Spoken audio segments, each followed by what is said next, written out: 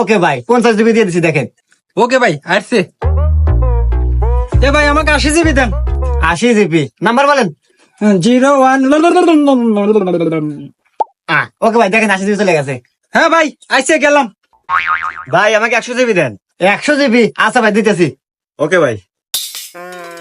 এ ভাই আপনার দোকানে মানুষ এত এমবি কেনে কে?